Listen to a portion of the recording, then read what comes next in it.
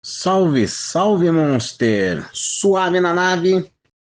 Hoje vamos dar continuidade à nossa série sobre o Paludário, que já está todo escapado, todo finalizado o layout de escape, e hoje nós falaremos sobre o plantio. Vem com a gente até o final e dá uma olhadinha no que a gente aprontou. Eu sou o Kleber Sá, aquapaisagista profissional, e você está aqui no canal da Aquarium Monster Shop.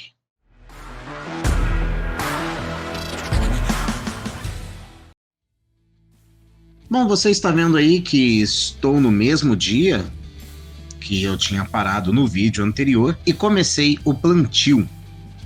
Dentro desse espaço que você está vendo, onde eu estou colocando uma planta grande, que é uma costela de Adão, tem um substrato que é uma mistura.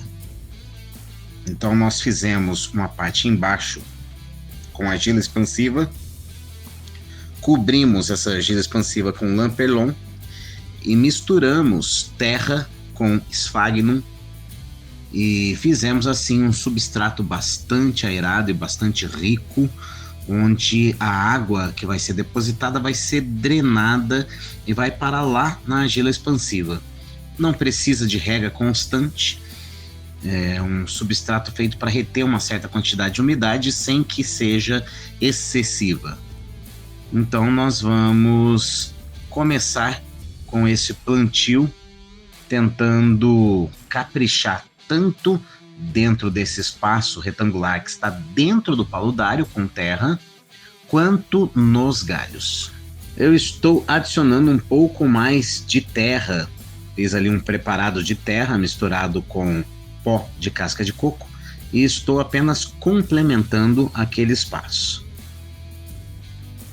Aqui eu e o Alex estamos conversando sobre uma sugestão que o Diego Pérez mandou depois que nós colocamos uma foto para ele dar uma olhada. Ele sugeriu que as raízes que estão mais no canto à direita também saíssem projetadas para fora do paludário.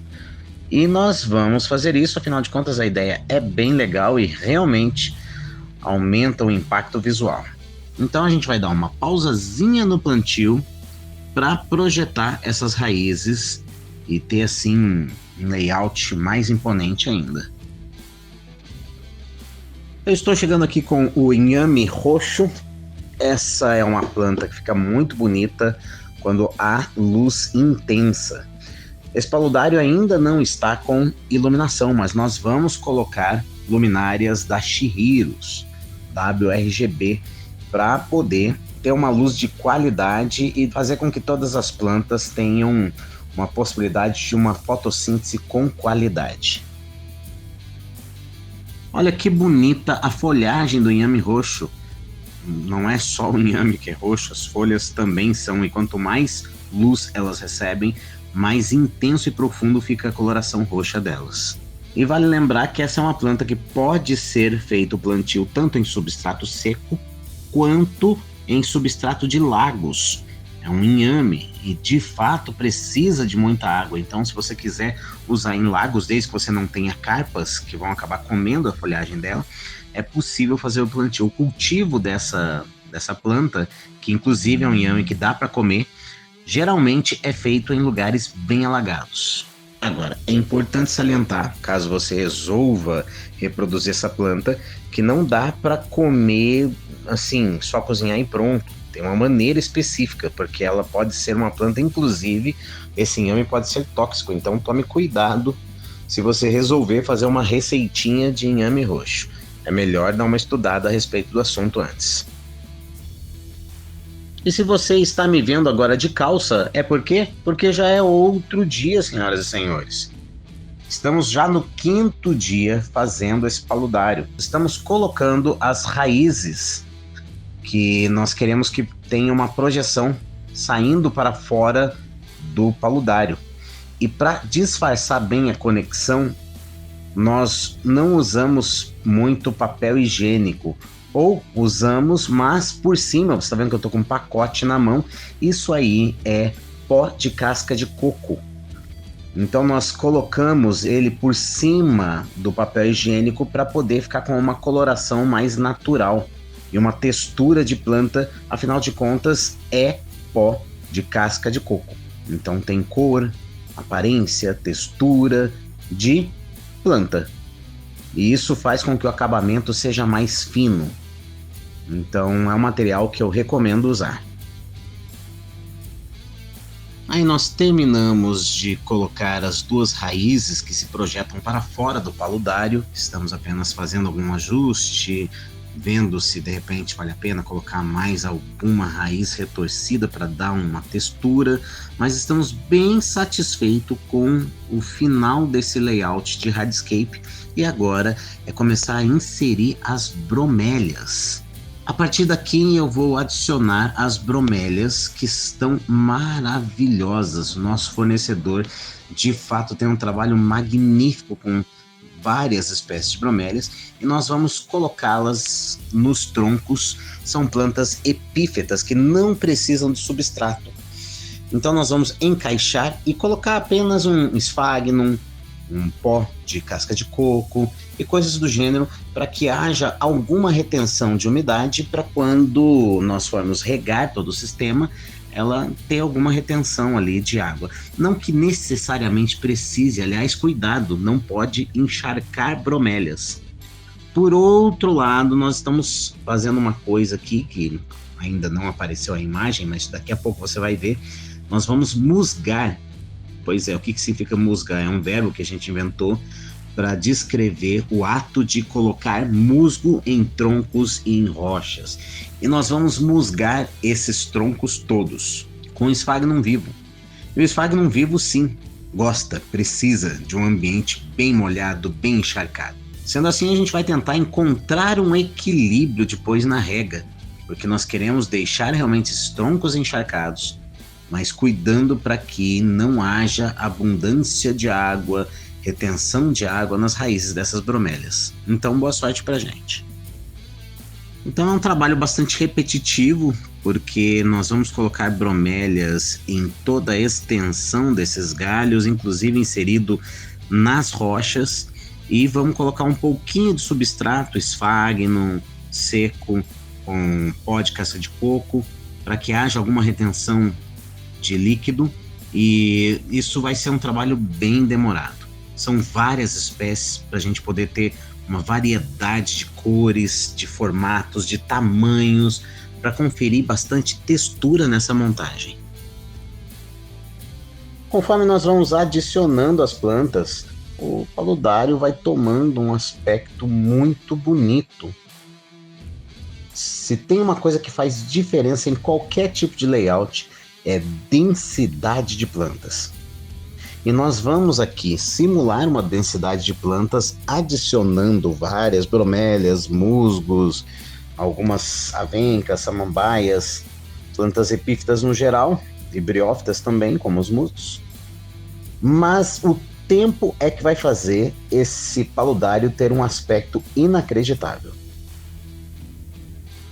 Em alguns cantos, a gente acaba precisando colar a bromélia, e a gente faz isso fazendo com que a parte lateral da roseta da planta fique em contato com o tronco, e a gente faz essa colagem usando o pó de casca de coco, e depois coloca um pouco mais de substrato, e para isso nós usamos o sphagnum, de preferência. Pode ser até uma misturinha, sphagnum, pó de coco.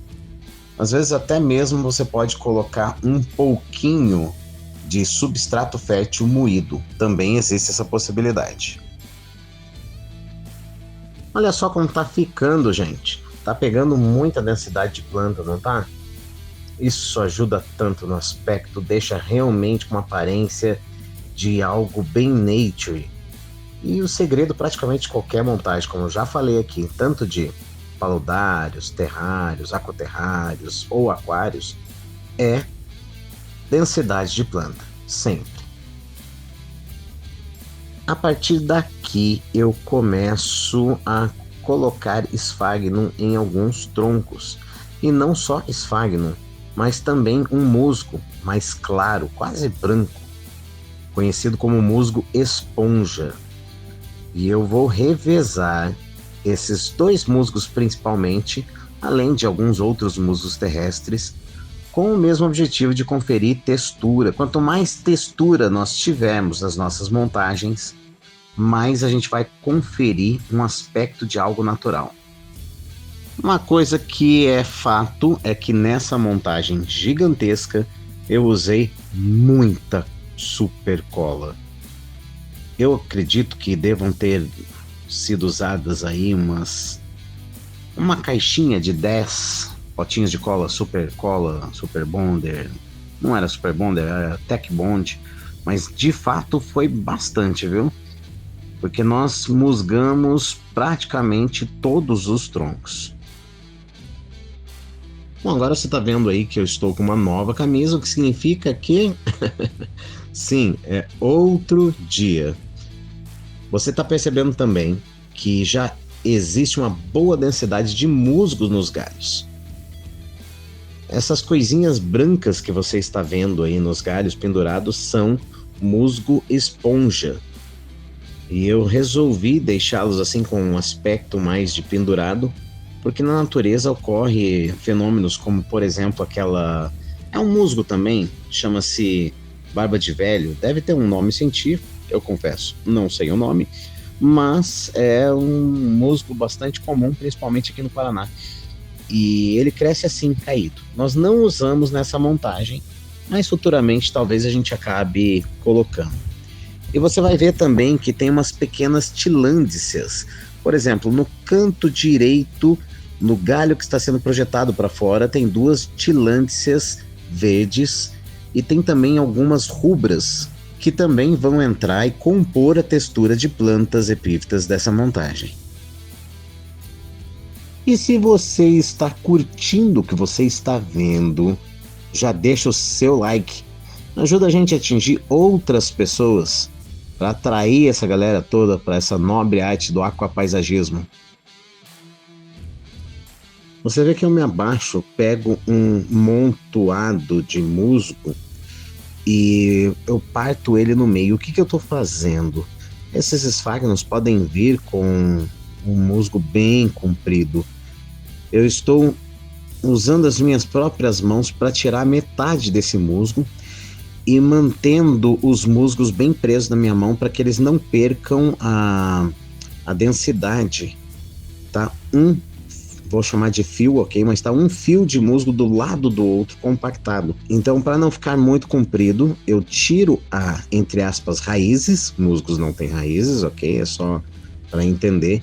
E deixo as pontas deles, deixo o musgo que tinha mais ou menos 5 centímetros com cerca de 1,5 centímetro, 2 centímetros, e aí colo na base, dando um aspecto de compactação do musgo no tronco ou na rocha que eu colocar.